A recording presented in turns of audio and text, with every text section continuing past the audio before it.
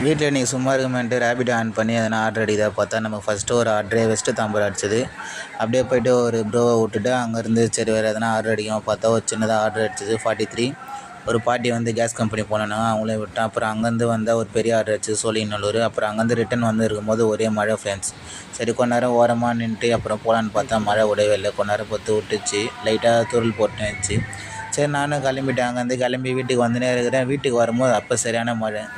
அங்கே தான் தப்பிச்சிட்டேன், எங்கே நீ மாட்டிக்கினேன்ற மாரி ஃபுல்லாக நினச்சிட்டேன் ஃப்ரெண்ட்ஸ். அப்புறம் வந்து பார்த்தா டைம் அதே 3:40 ஆச்சு. என்னடா டைம் இவ்வளோ ஆயிடுச்சு, இன்னும் காலையிலேருந்து சாப்பிடவே இல்லைன்ட்டு யோசிச்சுனே இருந்தேன். மழை கொஞ்சோண்டு விட்டுச்சு. அதுக்கப்புறம் பைக் எடுத்துன்னு நான் மட்டும் போயிட்டு எங்கள் வீட்டு பக்கத்தில் இருக்கிற பாண்டியன் ஹோட்டலில் ஒரு சிக்கன் ரைஸ் வாங்கிட்டு வந்துட்டேன். 140க்கு சும்மா சொல்லக்கூடாது ஃப்ரெண்ட்ஸ். சிக்கன் ரைஸ் வேறு லெவல் டேஸ்ட்டாக இருந்துச்சு, குவான்டிட்டியும் அதிகமாக இருந்துச்சு. ரைஸ் அதிகமாக இருக்க என்ன பண்ணலான்ட்டு பாதி ரைஸ் எடுத்து வச்சிட்டேன்.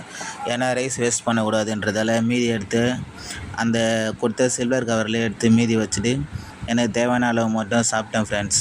அப்புறமா பச்சா சாப்பிட்டுடலாம், இல்லை ரொம்ப டைம் ஆயிடுச்சுன்னா சரி நம்ம ஸ்ட்ரீட் டாக் எதனா இருக்கும் அதுக்கு போட்டுடலாம் அப்படின்னு விட்டேன் ஃப்ரெண்ட்ஸ். நம்ம ஏரியாவில் பால் குடம் இருக்கிறாங்க, அதனால் ஐயர் வர மதுரை சொல்லுங்கிறா போல்.